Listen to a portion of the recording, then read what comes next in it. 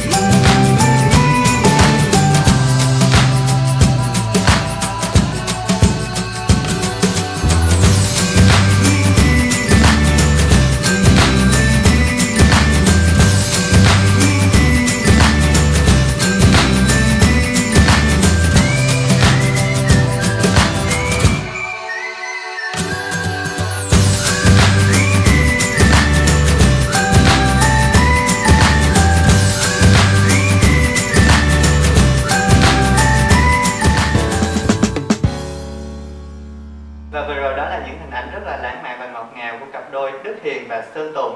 Xin chào đón cặp đôi của ngày hôm nay. Xin chào. Chào anh Thiên An, chào mẹ Phi Hà. Chào tất cả các bạn đang theo dõi chương trình. Mình là Sơn Tùng, hiện tại bây giờ mình đang làm makeup artist và mình ở thành phố Hồ Chí Minh. Mình là Đức Hiền, mình năm nay được 37 tuổi, đang là một bác sĩ thú y. Hai bạn đã quen nhau lâu chưa? Và gặp nhau ở đâu vậy? Quen nhau thì chính thức là được 5 tháng hơn một chút.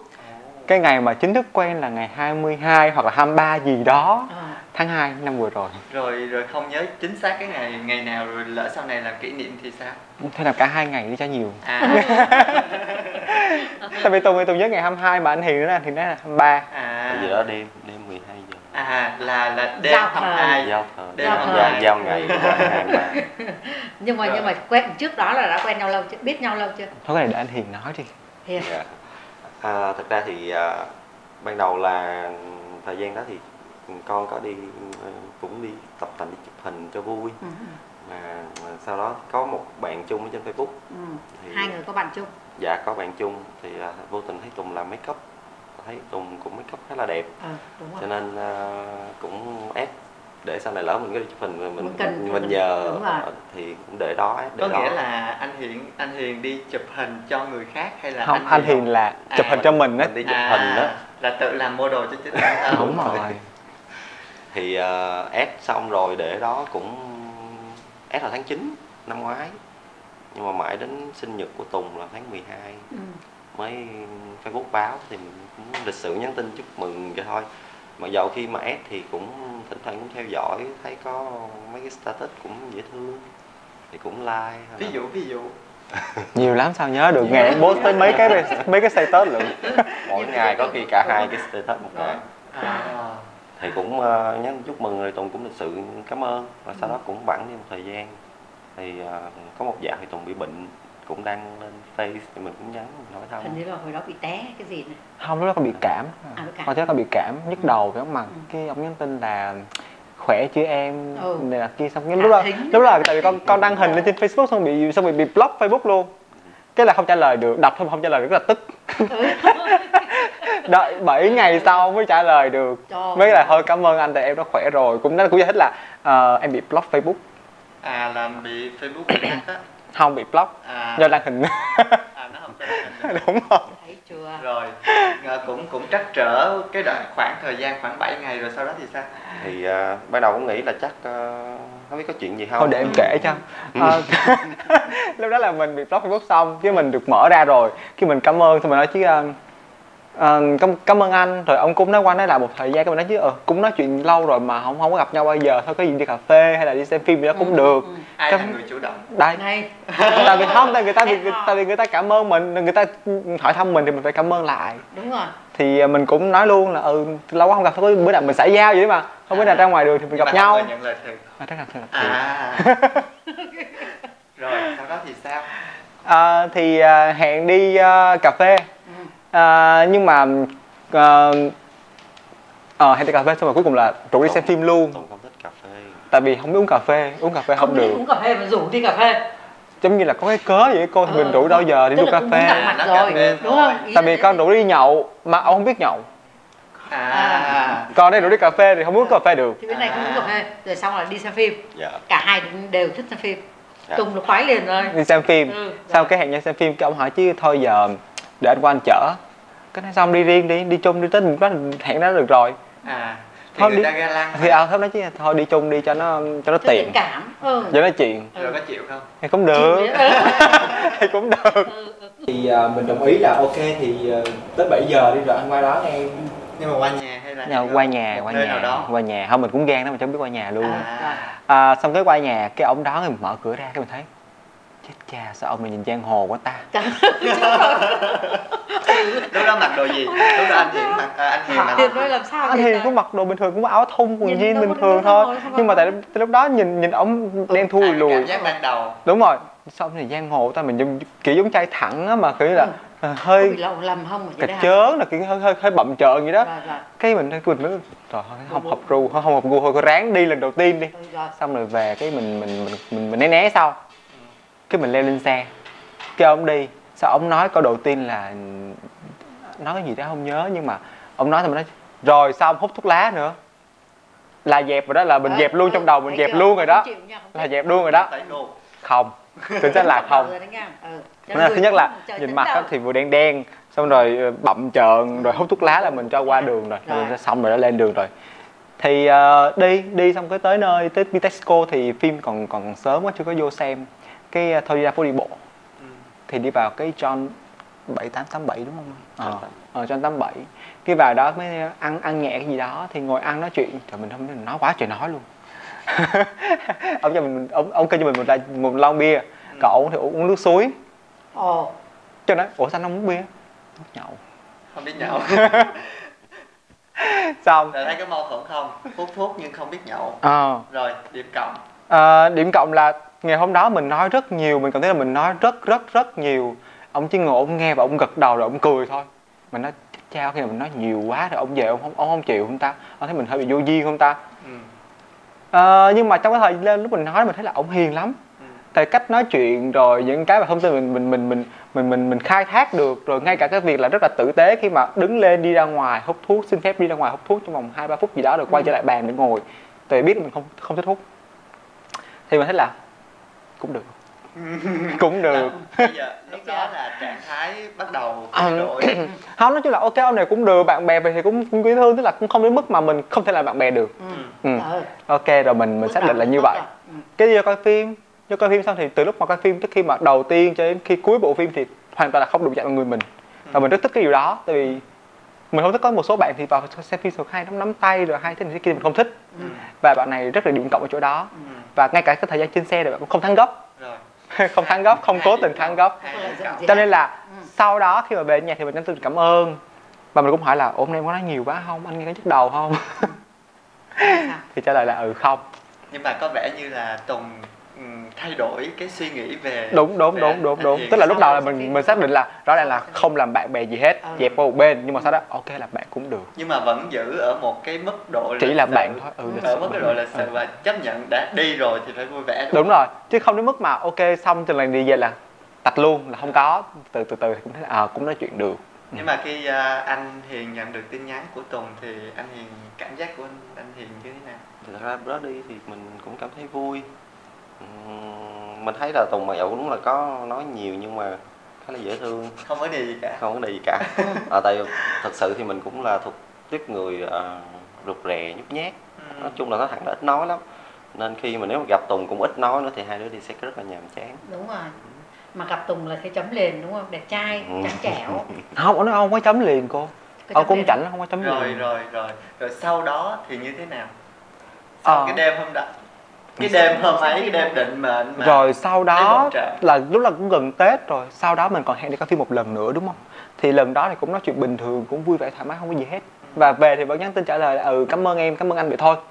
Rồi Tết thì ổng đi chơi Thái Lan 5 ngày, từ 30 Tết cho đến mùng 5 Tết ông mới về. Mình thì ở đây mình đánh bài thua cháy túi. Rồi trước khi đi có rủ nhau hay là có hẹn hò gì? Không hẹn hò gì hết. Chứ không có giờ chưa gì hết. Trước rồi. Cái đó anh thì có kế hoạch trước khi mình biết nhau rồi. Rồi thì tới mùng 10 Tết đúng không? Mùng 10 Tết. Mùng 8 mùng 9 gì đó. Thì anh thì mới nhắn tin cho con chúc mừng năm mới. Cái con mới hết tuần lễ rồi còn chúc mừng năm mới nữa. Cái con mới chúc mừng lại, xong rồi hai đứa cũng hẹn hò lại đi xem phim tiếp. Hai đứa xem phim thôi à. Mối tình của hai bạn này dường như ở rạp phim thì phải. Thiệt, hầu như là tuần nào cũng đi xem phim, mà xem một lần, không như là một lần mà nhiều lần trong một tuần. Cứ xem phim xong đi về nhà, cái nhắn tin cảm ơn. Không, hôm đó xong rồi xem phim xong thì đi ra xong rồi đi ăn nhẹ. Đi ăn nhẹ thì lúc mà đang ăn thì bạn đó có, trước khi ăn thì bạn đó có gửi cho một cái phong bì lì xì. Tết mà đúng rồi. Tại vì bài thua nữa. Cái cảm thấy bị tổn thương. Vậy là đi Thái Lan nhưng mà vẫn theo dõi status, cung cấp vốn. Xong cái con mới nói thôi bây giờ cũng còn sớm mà Tết mà thôi mình đi chơi đi. Cái hai đứa mới rủ nhau ra thị. Thì ra thị là ra đâu? một cái bắp nhỏ ngoài phố đi bộ, không phải ở ngoài phố Bùi Viện. Rồi. Cái đứng ở ngoài quầy bar thì cũng kêu nước uống, lần đầu tiên thuyết phục được uống một chai bia. Cocktail. Uống được mấy hớp gì đó, thật cái mặt đỏ bừng lên giống như là hai cái ông mặt trời. Thì lúc đó đang đứng thì có một cái anh Tây phía đằng sau, anh thích mình, anh quay qua anh hỏi mình chứ bạn mày hả, bồ mày hả? Nói không phải, tại lúc đó mình chưa có vội nữa là phải hay không. Mình nhìn mặt ổng xem như thế nào, phản ứng như thế nào thì ổng mặt không có chút cảm xúc nào hết luôn á. Không phải. Không phải. Anh chàng bình tĩnh lắm này. Nhìn không phải. Thì mình cũng bình thường, vui vẻ bình thường, mình vẫn nghe nhạc với thế này kia thì anh này có vịn eo mình. Rồi thì mình cũng nắm tay, mình cũng vịn lại. Ý là người ta nói rồi đó. Thì mình cũng để yên như thế nào. Thì lúc mà trên đường sau đó thì đi về thì trên đường về thì mình có ôm eo nhẹ. Ôm nhẹ là ôm như thế nào? Đó là chỉ vịn thôi. Để tay lên vịn thôi chứ đó là không có vịn luôn. Xong rồi thì anh này có lấy tay nắm cái tay của mình. Rồi vậy thôi, hết, rồi đi về nhà. Rồi cảm giác lúc đó như thế nào? Để im cái tay này biết rồi đúng không? Là đồng ý rồi chứ gì nữa. Rồi sau hôm đó thì hai bạn như thế nào? Sau hôm đó thì cũng không có tiến triển gì lắm, thì cũng mặc dầu mình thì trong lòng rất là nhớ. Thật ra trước đó thì bạn thích rụt rè một phần. Trước đó thì khi gặp gỡ thì cũng chỉ thấy là cũng vui, cũng hợp tính, và thật sự mình ít giao tiếp với bạn trong giới nhiều. Nên khi mà quen với Tùng, biết Tùng thì đi chơi mình cũng cảm thấy vui. Một phần tính Tùng cũng rất là thoải mái, nói chuyện này cũng nó thẳng thắn. Thì cái đó cũng nó có gì đó nó đáng yêu, nó trẻ con. Thế khoảng mấy ngày sau thì lại gặp lại, sau cái buổi mà nắm tay nhẹ nhẹ vậy đó. Sau buổi đó thì cũng có khoảng mấy ngày? Dạ cũng khoảng vài ngày sau thôi. Nhớ lắm rồi mà. Đúng không? Trong lòng thì rất là nhớ, nhưng mà thật sự một khi mình nhắn mình nói mình nhớ thì nó ngại lắm. Không dám nói. Dạ, không dám nhắn luôn. Thì bản chất rụt rè mà. Nhưng kiếm cớ là mình đi sẵn tiện ở đâu đó gần nhà Tùng, cái mình sẽ thấy có bán nước ép. Mới nhắn tin hỏi em với mẹ nhà có nhà không? Anh có mua nước ép sẵn ghé qua đưa. Nhưng mà xui một cái lại là Tùng với mẹ đang đi ăn rồi không có nhà. Rồi. Cái mình lỡ mình cũng mua xong rồi. Xách 2 chai nước bưởi về uống, sau đó cũng may mắn là không qua đưa. Bởi vì 2 chai nước bưởi rất là chua. Rất là dở. Đó, rất là tuyệt vời. Con nhắn tin đó cho con biết, may là không đưa chứ đưa không bị chê. Đúng rồi, rồi, hay quá. Thì cũng nghĩ trong đầu nó nhớ rồi này kia, nhưng mà có cái buổi trưa đó cũng nói chuyện qua lại thì Tùng là người thì nhắn trước cái chữ miss you. Thế là đọc xong cái đó giống như là mình có người nói dùm. Đúng không? Đúng không? Có người nói dùm may. Không phải, tại con thấy nhát quá. Trời ơi, gặp chứ con là con lùi xuống ve liền luôn. Lâu quá. Thấy chưa? Chờ hoài. Có bấy nhiêu. Vậy là bên này đá bật đèn xanh từ hồi bỏ đi thị rồi là mình thấy là cái mồi là mình biết là thích mình rồi. Cái tay là người ta để im nữa rồi mà nói có bấy nhiêu. Nhưng mà mình được. Chờ hoài không thấy nói, thôi nói luôn cho rồi, mà nói dùm đi cho đỡ rút gọn thời gian. Rút ngắn lại thì sốt ruột. Rồi vậy là quen. Anh Hiền lúc đó như thế nào và xử lý cái tin nhắn đó như thế nào? Thật sự mà nói thì nó giống như là con nít vậy, nó vui muốn nhảy cẫng lên. Tại vì mình muốn nói như vậy nhưng mà mình không dám nói thì bây giờ lại nói trước thì mình rất là vui. Thế xong sao đọc tin nhắn xong thì thế nào? Đêm hôm đó có khó ngủ không? Nhắn lại cho người ta liền chứ hay là đi tìm? Là nhắn hoài luôn. Là bắt đầu sau cái tin nhắn là nhắn hoài được luôn. Chớn rồi đó. Dạ, được chớn, đúng rồi. Được mở cửa rồi ngày nào cũng gặp nhau luôn. Rồi bắt đầu từ đó là ngày nào cũng gặp nhau, tối nào cũng gặp nhau. Ông đi làm tới anh Hiền thì là bác sĩ thú y ở một phòng khám ở quận 11. Thì anh Hiền, cái thời gian anh Hiền làm rất là nhiều. Một ngày anh Hiền làm là hình như là một tháng chỉ được nghỉ có 2 ngày chủ nhật thôi. Hầu nhất đi làm hết. Và làm từ sáng là 8 giờ sáng đi làm tới 12 giờ trưa, về được nghỉ chút xíu. Rồi tới 3 giờ chiều làm tới 7 giờ tối mới được về nữa. Nhưng mà hầu như là ngày nào đi làm về xong thì anh Hiền cũng phải đón con đi dạo, đi ăn, đi uống. Ngày nào cũng đón, ngày nào cũng đón, ngày nào cũng đón. Thời điểm này ai là người nói trước? Đừng nói là đây nha, đừng nói Tùng nữa nha. Không, lúc mà quen tỏ tình nữa nha. Nói cái câu tỏ tình đó. Thì lúc em nói miss you thì sau đó là bắt đầu đến với nhau. Coi như câu miss you là xong rồi đó. Là còn mất giá với vậy thì cứ đánh giá là hai anh chàng này là anh này là bật đèn xanh và cũng là người đưa ra tín hiệu trước. Không, thực tế là tại vì mình một phần mình cũng có suy nghĩ về thứ nhất là về ngoài cái tuổi ra mình không có gì đặc biệt hết. Tức là ngoại hình cũng bình thường, rồi công việc cũng bình thường, rồi trong khi Tùng thì tính ra là cũng dễ thương, rồi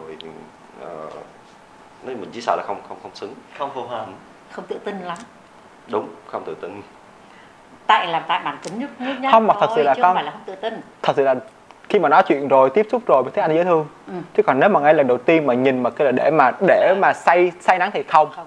Ấn tượng ban đầu cái đó là mất rồi đó, bởi vì là đầu tiên vô đó trời ơi, giang hồ nhìn mặt thấy ghê quá, hút thuốc lá là hơi dẹp bên rồi đó. Rồi bây giờ còn hút không? Bây giờ vẫn còn. Bây giờ vẫn còn, là giảm bớt rất nhiều so với ngày xưa. Nhưng mà Tùng có muốn anh Hiền thay đổi điều đó không? Có chứ, vẫn nói là phải bỏ mà. Nhưng mà có bỏ dần bỏ hồi không? Bỏ dần bỏ hồi. Hứa sao? Có hứa? Không có hứa cô ơi, không có hứa. Chỉ là có bỏ thôi chứ còn chưa có hứa. Tại vì nếu mà ép người ta thay đổi cái thói quen mà nó lâu năm gắn bó rồi thì nó cũng rất là khó. Thì mình phải chấp nhận, mình phải thay đổi từ từ. Cũng nghĩ cho người khác, tôn trọng. Thấy vậy đó nhưng mà vẫn còn nuông chiều lắm đó. Như cái buổi tối đi chung với con á mà hút thuốc, con sẽ nói là ok bây giờ anh hút phải không? Anh mua thêm 2 gói nữa để em một gói luôn. Khi nào mà anh hút một điếu em xuống hút một điếu, tới khi nào anh bỏ được thì thôi, còn không thì anh với em cùng nghiền. Người ta bỏ đi dễ mà, đúng không? Cũng chơi chiêu á, nhưng mà không biết chiêu có thành công hay không. Không được, giờ này là không có hút chung, không có giờ quyết tâm là phải bỏ được nha. Nói chứ cũng tốt, bỏ rồi hồi nãy giờ anh Hiền chia sẻ là anh Hiền rất thích ở Tùng là cái đức tính dễ thương, rồi cũng hoạt háo này nọ. Vậy thì Tùng thích anh Hiền ở điều gì? Nó giống như trái dấu á, cái gì mà mình có thì mình sẽ không thích, còn cái mà người ta có mình không có thì mình sẽ thích. Anh Hiền rất là trầm tính, rất là hiền và rất là kiên nhẫn. Đúng với cái tên. Rất là kiên nhẫn. Con thì rất là nóng tính, sôi nổi nhưng mà lại hơi bị thiếu kiên nhẫn một chút. Nên là cái của anh Hiền có thì mình sẽ học hỏi được. Bên cạnh đó thì anh Hiền rất là thích thú vật, động vật và trẻ con. Đúng rồi, mình cũng rất thích cái đó. Cho nên là mình cũng thích điều anh Hiền đó. Mình thích một người đàn ông nhân hậu. Tại vì thường thì người ta kêu là người đàn ông nhân hậu thì mình sẽ có thể dựa dẫm vào được. Đây là rất là điềm đạm. Rồi, vậy thì hồi nãy Tùng đã muốn thay đổi anh Hiền ở một điểm là hút thuốc. Vậy thì anh Hiền có muốn thay đổi Tùng ở điều gì không? Tùng thật ra thì chỉ cũng ham chơi. Thật nha, nói ham chơi. Và có điều là thích nhậu. Thì thật ra mình quan niệm rất là thoải mái, nhậu vui đó là bình thường. Nhưng mà đôi khi vui quá thì có say xỉn hay gì đó thì mình rất là lo.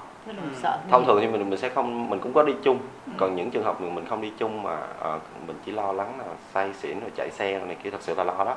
Có khi đi nhậu về trễ mình cũng ngủ không được. nó không có lo. Đúng rồi.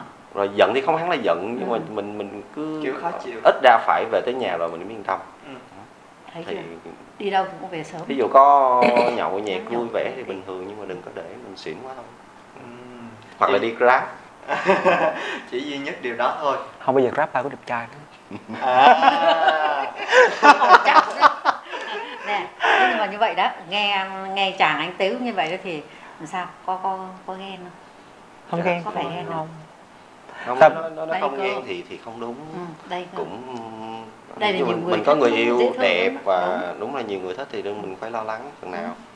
Nhưng mà thật sự khi yêu thì cái sự tin tưởng nó phải lên hàng đầu. Còn nếu như đã không tin tưởng rồi thì nói thật nha, nói thật lòng mình nha. Dạ thật lòng. Thì ngay cả thật sự bây giờ rất là có duyên nha. Dạ.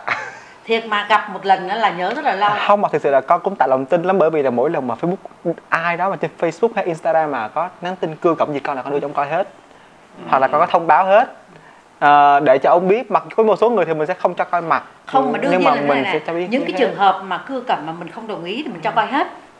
Không, còn những cái trường hợp mà lỡ không có cho coi, có trường hợp nào không cho coi. Đang xác định mối quan hệ rồi. Tại vì thực tế là tất cả mọi người trên Facebook đều biết con với anh Hiền quen nhau rồi, mình đã public cái chuyện đó rồi chứ mình không giấu giếm. Cho nên là thí dụ mà có một số người họ vẫn nhắn tin cho mình thì mình vẫn cho bồ mình coi, mình từ chối rất là khéo léo. Tức là mình sẽ không phải nào nó giữ ở mức lịch sự thôi. Đúng rồi, mình sẽ không thể nào từ chối một cách đúng rồi thẳng thừng được. Cái khi mà hai bạn công bố hình ảnh của mình trên Facebook á, thì mọi người có chúc mừng không? Mấy đứa bạn nó hay nói là trong 12 cây tâm. Đó. Là sao? Trống mắt lên coi tới khi nào. Bạn bè tốt quá. Bạn bè rất tốt. Không, thực tế là như vậy, tại vì thường là Tùng thì Tùng sẽ khác với mọi người. Có một số bạn thì khi mà quen người thì không post lên Facebook, tại vì sợ là cái dư luận nó sẽ ảnh hưởng đến cái quan hệ đó và nó sẽ không được bền lâu.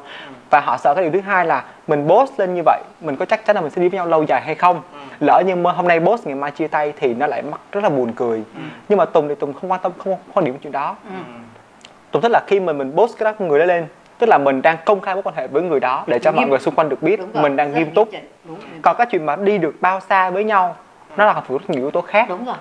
Mặc dù là 1 ngày, 2 ngày hay 1 tuần, 2 tuần thì mình vẫn tôn trọng cái mối quan hệ đó, chứ mình không giấu giếm nó. Đúng, rất là hay. Cái Facebook của Hiền thì cũng thế chứ? Dạ, cũng có. Tuyệt vời.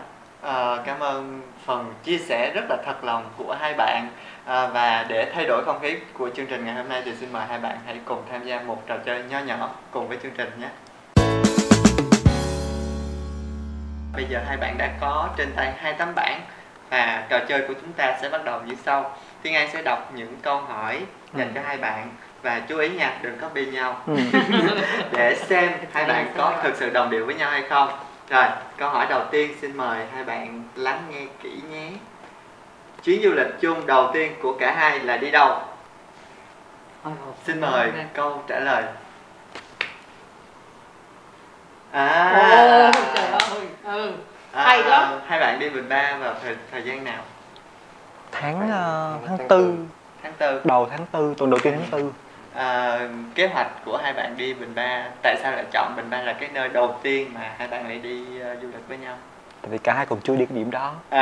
Và thứ hai nó gần. Anh Hiền có thể có thời gian nghỉ được, mình cũng vậy. Tại vì công việc của hai bạn cũng khá là bận. Đúng rồi. Nên là không thể đi xa vài ngày được. Rồi, câu hỏi đầu tiên thì cũng theo Thiên An nghĩ thì chắc hơi dễ. Câu hỏi thứ hai nha. Món quà đầu tiên mà một trong hai bạn tặng nhau là gì? Rồi, nước hoa. Anh Hiền là nước hoa. Bên này là điện thoại. Bên này là điện thoại. Điện thoại là anh Hiền tặng cho Tùng. Còn Tùng tặng anh Hiền nước hoa. Mặc dù không trùng khớp nhưng câu hỏi này mặc dù không trùng khớp nhưng câu hỏi này thì vẫn được một điểm cộng. Tại sao Tùng lại tặng cho anh Hiền nước hoa? Tại vì mình để ý là quen nhau được 2 tháng thì mình thấy là anh Hiền chưa bao giờ xách nước hoa hết. Thì mình nghĩ là đàn ông nào thì dù là không thời trang đi, không thời trang, không có xe xua thì vẫn cần một mùi nước hoa cho mình. Thì tại vì mình làm về mỹ phẩm thì mình lựa một mùi nước hoa mình cảm thấy là nó phù hợp với anh Hiền thì mình tặng. Tâm lý. Rồi còn tại sao anh Hiền lại tặng cho Tùng điện thoại? Tạo điều kiện cho chơi game nhiều. Ham chơi gì đây, nuông chiều quà 30 tháng 4. Không bị gì hết. Nó không có lý do gì cả. Rồi câu hỏi tiếp theo. Câu hỏi này có lẽ là khá thú vị. Nụ hôn đầu tiên của hai người diễn ra ở đâu? Có vẻ nghe xong thì có vẻ là nó giả xem phim lắm mà nha. Rồi câu trả lời là trước cửa nhà Tùng. Trước cửa nhà. Sao gan vậy? Ai chủ động? Đây. Bây giờ là người ta thể hiện. Rồi thôi. Bây giờ muốn hỏi anh Hiền, lấy can đảm từ điều gì anh Hiền dám làm điều đó trước cửa nhà Tùng?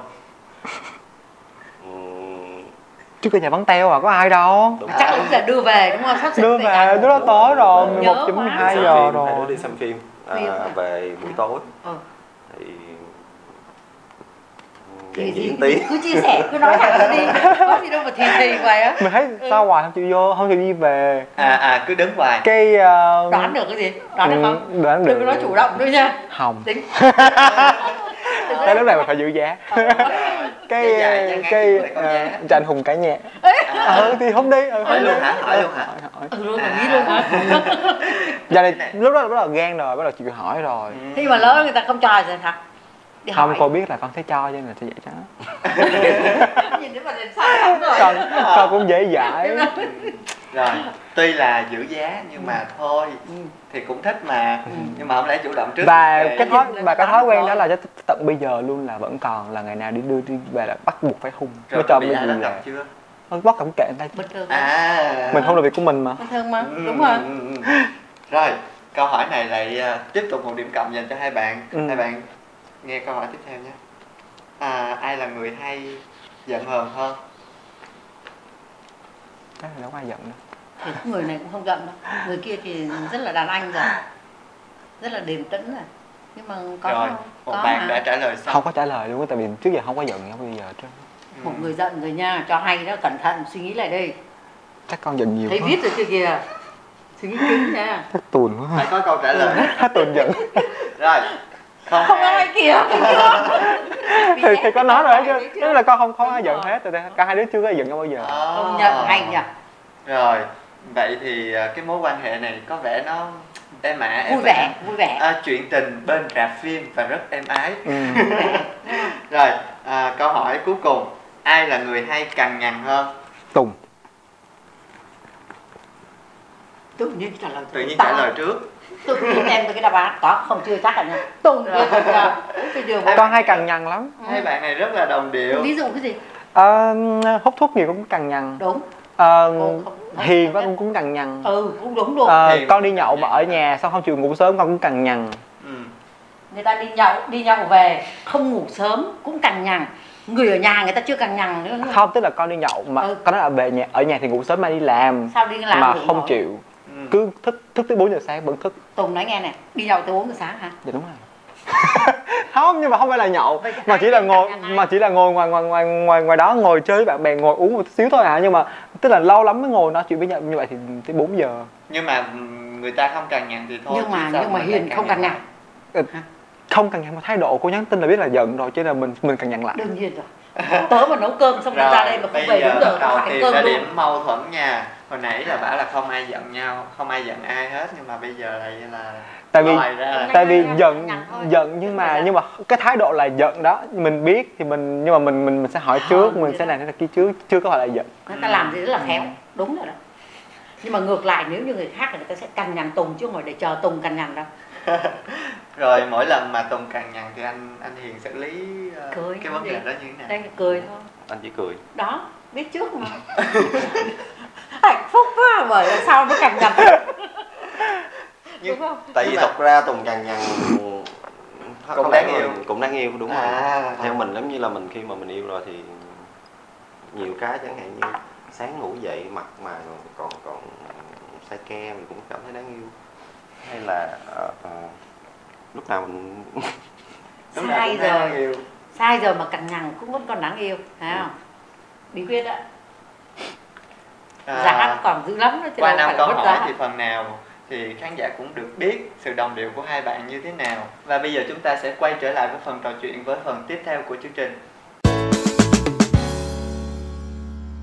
Vậy thì hai bạn đã come out với gia đình rồi đúng không?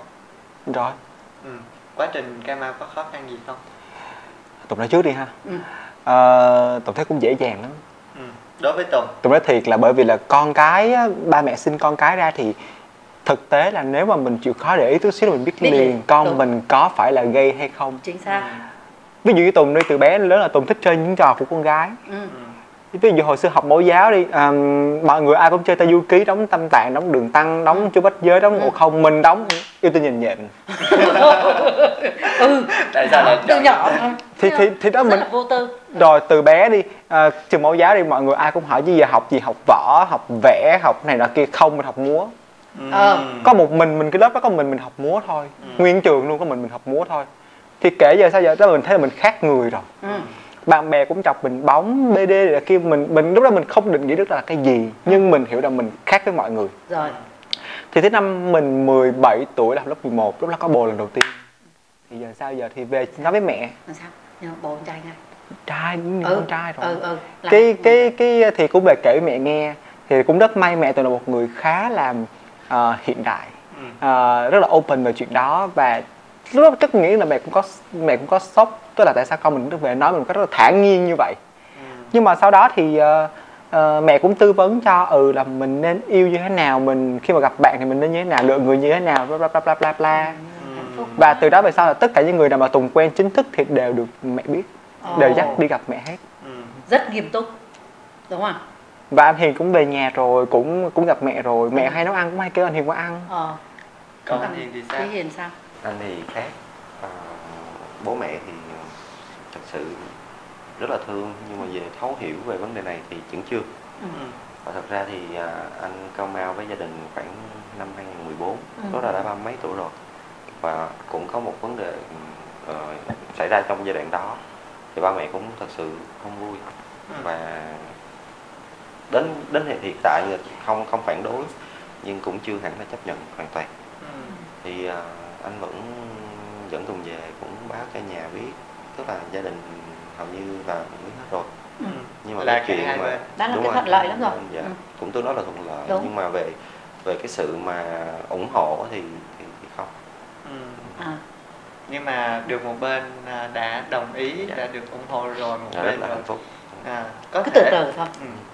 Con có nghĩ vậy. Thực tế là bởi vì Tùng nghĩ là cái việc này nó phụ thuộc vào tính cách của mình nhiều nhất.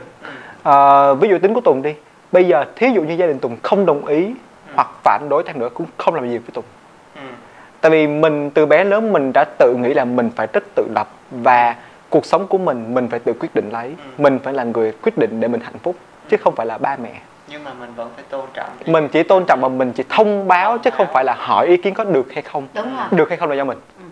Và dù thí dụ mình đã gặp được hạnh phúc của mình thì mình phải đấu tranh đến cùng vì cái điều đó. Anh chàng này rất cứng rắn. Đây là một trong những cái lý do mà những người xung quanh của Tùng rất là thông cảm cho Tùng. Chứ ít chăng nữa Tùng chịu khó nói, chịu khó chia sẻ với mọi người. Nhưng mà ở chỗ Hiền thì lại ít nói, kể cả ngay với gia đình luôn, đúng không? Cũng ít giải thích cho gia đình, cũng ít nói với cha mẹ, và giống như là cứ sống khép kín vậy, cho nên mọi người ít hiểu được. Cho nên từ từ phải cho mọi người biết. Không, giờ này là đỡ rồi, đó là con lôi ra ngoài đi chơi là khi đỡ rồi đó, hồi xưa ở trong nhà không mà. Vậy thì quay trở lại với cái giai đoạn mà up hình trên Facebook, bạn bè biết, bạn bè nói chống 12 cây tăm gì đấy, thì hai bạn có làm một cách gì đó hoặc là có minh chứng được cho mọi người không? Minh chứng cho mọi người để mọi người biết cái chuyện đó không? Thực tế là mình cũng không nên minh chứng cái gì hết trơn á. Bởi vì là cái chuyện tình cảm nó khó lắm. Hôm nay mình yêu người này, ngày mai mình không dám nói là mình có yêu người khác hay không. Bởi vì đó là cảm xúc. Tùng có nói với anh Hiền là mình quen nhau, mình yêu nhau, nhưng mà thí dụ như đến một ngày nào đó mở mắt ra một trong hai cảm thấy thích người khác, thì cứ việc thẳng thắn nói là giờ anh không còn yêu em nữa, em không còn yêu anh nữa, mình chia tay, dừng lại tại đây. Rồi muốn làm gì đó với người khác vẫn cứ việc làm, không cấm. Mình có thể buồn lúc đó nhưng thôi, là xong, chứ không có phải là lén lút làm chuyện đó sau lưng thì còn đau lòng hơn. Đó là cái giống như là cái giao kèo trước. Cho nên là mình cũng không nên chứng minh điều gì cả, tại mình chứng minh tôi yêu nó lắm sao mình yêu người khác thì sao? Thì mình chỉ việc là ok, tao công khai mối quan hệ này với tụi mày, giờ tụi mày đồng ý hay không đồng ý kệ tụi mày. Biết sao là tụi ta công khai đó, biết thì được rồi thôi. Nhưng mà trong quá trình dẫn đi chơi với bạn bè của Tùng á, thì có ai đó nói ra nói vào về mối quan hệ của hai người chưa? Không, thì mọi người chỉ vui thôi, đùa vui thôi, chứ còn ai không có ác ý đâu. Không, ngại là chỗ này nè, chỗ của Hiền á, bạn bè xung quanh hay là ở cơ quan hay ở đâu đó thì người ta có điều tiếng có như thế nào không? Dạ, thật sự thì cũng chỉ có mang với gia đình và bạn thân. Bạn thân thôi. Bạn thân rồi, còn ngoài ra thì ví dụ như trong công việc thì cũng không nhiều. Tại vì anh mạnh dạn lên. Ít nói mà nhút nhát mà, nên là chắc là mọi người sẽ mạnh không biết được đâu. Anh Trăng là nội tâm lắm. Nhưng mà anh Hiền thì có dắt con để giới thiệu với bạn thân của anh Hiền rồi. Bản thân mình có biết, gia đình cũng biết rồi. Dạ. Tức là Tùng cũng về nhà rồi hả? Dạ đúng là con về nhà rồi. Đúng rồi. Ngày nào cũng về hết trơn. Thế anh cũng ngày nào cũng về. Rồi dần là cha mẹ sẽ rất là thương, rất là bữa cơm đầu tiên mà hai người ăn cùng với bố mẹ là khi nào? Chỉ có ăn cùng với bố mẹ với mẹ Tùng. Mẹ. Ở nhà Tùng chỉ có mẹ với ba thì ở riêng, ba ở dưới Tân Bình, mẹ ở trên này với Tùng. Thì thực ra ba thì cũng biết, ba cũng biết, nội ngoại biết hết, không ai không biết hết trơn. Nhưng mà tại vì ở chung với mẹ cho nên ăn với mẹ thôi. Đúng rồi. Còn bên nhà anh Hiền thì chỉ qua gặp các bác nhưng mà không có ăn cơm chung. Tại vì ít khi nào mà gặp đúng giờ ăn lắm. Có ăn đi ăn sinh nhật. Có đi ăn sinh nhật của mẹ chung một bữa với cả nhà. Cũng được rồi. Là gặp mặt cả nhà luôn rồi. Dạ đúng rồi. Với lại em trai và em dâu. An nghĩ thì thời gian thì mọi người chắc cũng có thể là nó chưa phải là bây giờ người ta đồng ý ngay được. Bây giờ bố mẹ có thể là chưa đồng ý, nhưng mà thời gian thì qua cái quá trình mà hai người quen nhau rồi vun đắp cho nhau thì có thể là thời gian sau này mọi người sẽ chấp nhận và hiểu cho hai bạn. Thế nhưng bây giờ vẫn hai người hai nơi. Tạm thời là như vậy. Bây giờ có dự tính gì sắp tới như thế nào không? Làm sao? Chứ dạ có nghĩa là dự định cho tương lai về mối quan hệ của hai người. Thật sự thì con dự tính là chính. Chờ đợi. Con mắt chờ đợi nghe. Thì trước mắt là hai đứa cũng sẽ cố gắng đi làm tốt công việc để đảm bảo thu nhập là lo cho gia đình, và cũng như là sẽ có những khoản để dành để có thể tiết kiệm cho cả hai, rồi những khoản có thể là đảm bảo ít nhất một năm phải đi du lịch chung với nhau 2 lần. Đúng rồi. Để hâm nóng tình cảm. Dạ, rồi và xa hơn nữa thì sẽ có một buổi gặp gỡ gia đình hai bên, một bữa cơm nhỏ để gặp gỡ. Đó là dự tính. Và có thể là tương lai là sẽ về chung một nhà trong thời gian. Cái phòng mà về chung một nhà là anh Hiền lo. Tại vì con là ham chơi lắm, người con mà làm như con ăn nhiều. Nhưng mà con nói trước. Nhưng mà Tùng thì Tùng thấy cái việc đó nó có phải là một cái điều mà để cho Tùng phải cố gắng phấn đấu trong cuộc sống sắp tới hay không? Thực tế thì cái chuyện về chung một nhà á, thì ai quen nhau cũng muốn hết. Nhưng mà mình phải xác định rõ là thứ nhất là tính tình mình ở chung có hợp hay không. Có một số người thì ok quen nhau thì rất là vui, nhưng mà khi về chung một nhà rồi thì không vui tí nào hết. Cho nên mình phải định rất rõ là có hợp nhau hay không. Nó sẽ phát sinh ra những cái tính xấu rồi có chấp nhận được hay không. Chứ bây giờ phải tập làm quen giờ cái tính xấu của mình trước đi, rồi khi nào quen rồi thuần hóa được rồi thì vẫn đang trong quá trình mình vẫn đang trong quá trình tìm hiểu, mình vẫn đang trong quá trình để xem được thử là mình có chấp nhận được đối phương hay không. Thật sự ra thì anh Hiền cũng không có tính gì xấu, mình chưa phát cái gì mà xấu, chỉ là một số cái tật xấu như hút thuốc, cắm tay. Thì mình đã dẹp được cái đó rồi, mình đã cho nó bỏ được rồi. Cắn thì không cắn được nữa, nhưng mà bây giờ hút thuốc thì vẫn từ từ bỏ từ từ. Vậy thôi. Còn lại tất cả thì anh Hiền rất là dễ thương và rất là, nói chung là chấp nhận được hết. Có một cái nó hơi sến. Hơi sến. Sến. Nhưng mà người ta ít nói hả? Sến. Nhát lại sến. Sến lắm. Sến lắm hả? Sến lắm. Kệ. Thôi cái này là phải kệ. Không kể được đâu. Ví dụ như là tối nào mà chợ mình đi xong về nhà, mặc dù là ngày nào cũng gặp nhau, nhưng mà tối nào mà trở về nhà là phải hùng.